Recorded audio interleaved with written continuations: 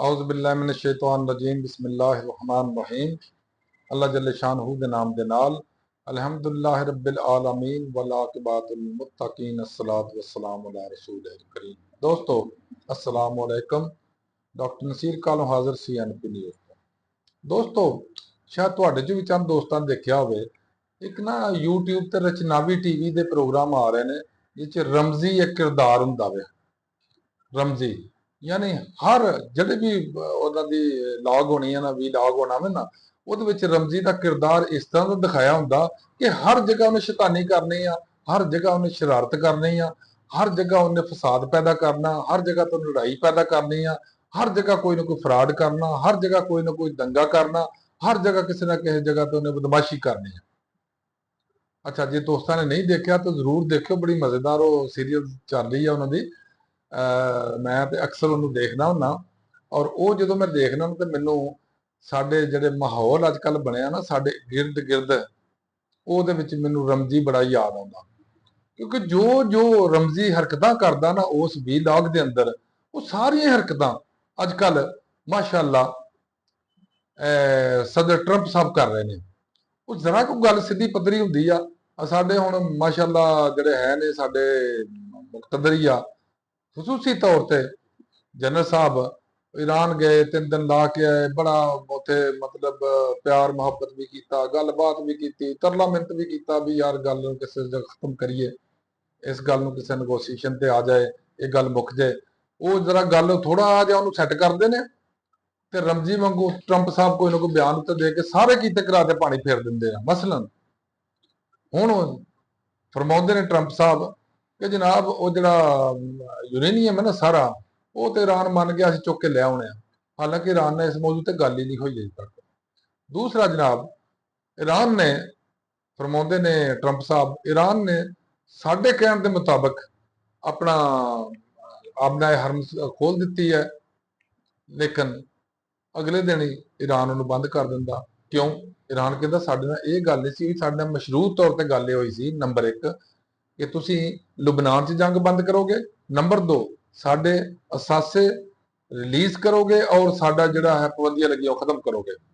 ये चूंकि जंग बंद हो रही सी कि असीं वो पाबंदियां भी उठा रहे हैं, लिहाजा असीं नहर आपने हरमज़ नूं खोल दिता। लेकिन ट्रंप साहब ने तीसरा जनाब विच मारता छक्का। उन्हां कहा जनाब गल यह नहर ते मैं खलवा ली आ, यानी आपने हरमज़ ते मैं खलवा ली आ। ਹੁਣ ਜਿਹੜਾ ਹੈ ਨਾ ਉੱਥੇ ਅਸੀਂ ਨਾਕਾਬੰਦੀ ਕੀਤੀ ਆ ਅਮਰੀਕਾ ਦੀ ਨੇਵੀ ਨੇ ਉਹ ਬਰਕਰਾਰ ਰਹੇਗੀ। ਮੈਂ ਛਿਪੋ ਗਰੀਬ ਇਨਸਾਨ ਆ, ਮੈਂ ਕਹਿੰਦਾ ਵੀ ਸਦਰ ਟਰੰਪ ਦੀ ਬਜਾਏ ਨਾ ਉਹਨੂੰ ਰਮਜੀ ਸਾਹਿਬ ਕਹਿਣਾ ਸ਼ੁਰੂ ਕਰ ਦਿਓ। ਬਿਲਕੁਲ ਨਵਾਜ਼ ਸਾਹਿਬ ਤੁਸੀਂ ਵੀ ਦੇਖਿਓ ਰਮਜੀ ਵਾਲਾ ਨਾ ਉਹ ਦੇਖਿਓ ਬੜੀ ਮਜ਼ੇਦਾਰ ਹੁੰਦੇ ਆ ਉਹਨਾਂ ਦੇ ਵੀਰਾਂ ਜਿੰਨੇ ਵੀ ਸੀਰੀਅਲ ਆ ਰਹੀ ਆ ਰੋਜ਼ਾਨਾ ਦੇ ਬੇਸ ਤੇ ਇੱਕ ਆਉਂਦਾ ਉਹ ਦੇਖਣਾ ਜੋ ਉਹਦੇ ਕੰਮ ਨੇ ਸਦਰ ਟਰੰਪ ਦੇ ਸਾਰੇ ਉਹ ਕੰਮ ਨੇ।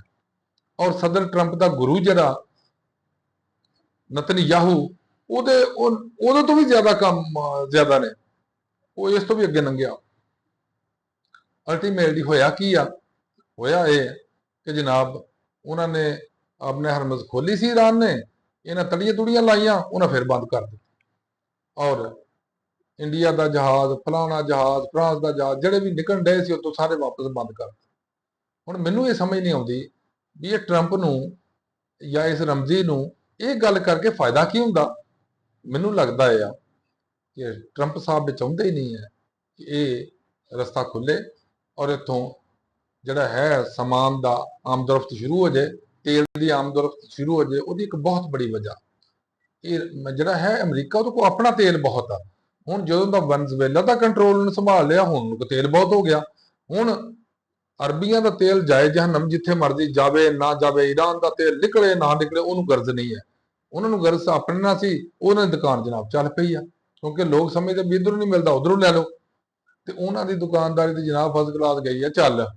ਹੁਣ ਉਹ ਕਰਦੇ ਇਹ ਨੇ ਕਿ ਦੂਸਰਿਆਂ ਦੀ ਨਹੀਂ ਚੱਲਣ ਦੇਣੀ। ਇੱਕ ਇੱਥੇ ਬੰਦਾ ਹੁੰਦਾ ਸੀਗਾ ਅਕਸਰ ਤੁਸੀਂ ਵੀ ਗੱਲ ਸੁਣੀ ਹੋਣੀ ਆ, ਉਹਨੇ ਜਦੋਂ ਵੀ ਕਿਸੇ ਖਿੱਦੋ ਖੂੰਡੇ ਹੁੰਦੇ ਛੋਟੇ ਛੋਟੇ ਗੋਲੀ ਪਿੱਲੇ ਗੋਲੀ ਖੋਲਦੇ ਖੇਲਦੇ ਹੁੰਦੇ ਸੀ, ਉਹ ਜਿਹੜੀ ਕੱਢਿਆ ਹੁੰਦਾ ਨਾ ਸੁਰਾਖ ਜਿਹਦੇ ਚੋਂ ਗੋਲੀਆਂ ਪਾਉਣੀਆਂ ਹੁੰਦੀਆਂ ਸੀ, ਉਹ ਜਿਹੜਾ ਹਰਦਾ ਉਹਨਾਂ ਉਹਨੇ ਉੱਤੇ ਪਿਸ਼ਾਬ ਕਰ ਦੇਣਾ। ਉਹਨੇ ਕਹਿਣਾ ਨਾ ਖੇਡਾਂਗੇ ਨਾ ਖੇਡਣ ਦੇ ਖੁੱਤੀ ਚ ਬੂਤਾਂਗੇ। ਇਹ ਟਰੰਪ ਸਾਹਿਬ ਨੇ ਇਹ ਕੰਮ ਸ਼ੁਰੂ ਕੀਤਾ ਵਾ ਕਿ ਵਿੱਚੇ ਹੀ ਇੱਕ ਬੰਨੇ ਗੱਲ ਕਰ ਲੈਂਦਾ ਕਿ ਮੈਂ ਜਨਾਬ ਇਹ ਕਰ ਰਿਹਾ ਉਹ ਕਰ ਰਿਹਾ, ਇਸ ਤਰ੍ਹਾਂ ਰਾਤ ਦੀ ਮਿਹਰਬਾਨੀ ਬਿਨਾਂ ਹਰਮਤ ਖੋਲ ਦਿੱਤੀ ਆ। ਦੂਸਰੇ ਬੰਨੇ ਕਹਿੰਦਾ ਮੈਂ ਤੇ ਆਪ ਖਲਾਈ ਆ, ਲੇਕਿਨ ਮੈਂ ਨਾਕਾਬੰਦੀ ਨਹੀਂ ਛੱਡਣੀ, ਉਹ ਫਿਰ ਬੰਦ ਕਰ ਦਿੰਦੇ ਨੇ। ਇਹੀ ਹਾਲ ਆ ਸਾਡੇ ਇਹਨਾਂ ਲੋਕਾਂ ਦਾ, ਜਿਹੜੇ ਲੋਕ ਇਹਨਾਂ ਤੇ ਇਤਬਾਰ ਕਰਦੇ ਨੇ ਕਿ ਇਹ ਕਿਸੇ ਦੇ ਯਾਰ ਨਹੀਂ ਆ, ਇਹ ਸਿਰਫ ਆਪਣੇ ਮਤਲਬ ਦੇ ਯਾਰ ਨੇ। ਜਦੋਂ ਇਹਨਾਂ ਦਾ ਮਤਲਬ ਹੱਲ ਹੋ ਜਾਏਗਾ, ਈਰਾਨ ਨੂੰ ਦਬਾਉਣਾ ਚਾਹੁੰਦੇ ਨੇ, ਈਰਾਨ ਨੇ ਦਬਣਾ ਕੋਈ ਨਹੀਂ ਇਹਨਾਂ, ਬਿਲਕੁਲ ਈਰਾਨ ਇਹਨਾਂ को नहीं दबना। ईरान ने जरूरत ਨਾਲ ਮੁਕਾਬਲਾ ਕਰਨਾ, ਜਿਸ ਤਰ੍ਹਾਂ ਪਹਿਲੇ ਕੀਤਾ। ਬੜਾ ਨੁਕਸਾਨ ਉਠਾ ਲਿਆ ਈਰਾਨ ਨੇ, ਲੇਕਿਨ ਹੁਣ ਅਗਰ ਖੁਦਾ ਨ ਖਾਸਤਾ ਜੰਗ ਹੋਈ ਨਾ, ਅੱਗੇ ਤੇ ਬਹਿਰੀ ਬੇੜੇ ਲੈ ਕੇ ਦੌੜ ਗਿਆ ਸੀ ਨਾ, ਪਰੇ ਚਲਾ ਗਿਆ ਸੀ। ਹੁਣ ਨਿਬਾਹਰਾ ਅਮਰ ਚ ਵਾਰਤੇ ਨੇ ਆਪਣੇ ਬੇੜੇ ਲਿਆ ਕੇ, ਤੇ ਇਨਸ਼ਾ ਅੱਲਾਹ ਤਾਲਾ ਉਹ ਕੁਛ ਇਹਨਾਂ ਨਾਲ ਹੋਣਾ ਜੋ ਕੁਛ ਇਸਰਾਈਲ ਨਾਲ ਹੋਇਆ। ਅੱਲਾਹ ਤਾਲਾ ईरान ਦੀ ਮਦਦ ਕਰੇ, ईरान अल्लाह ताला पाकिस्तान ਦੀ ਮਦਦ ਕਰੇ। अल्लाह हाफिज, अस्सलाम वालेकुम।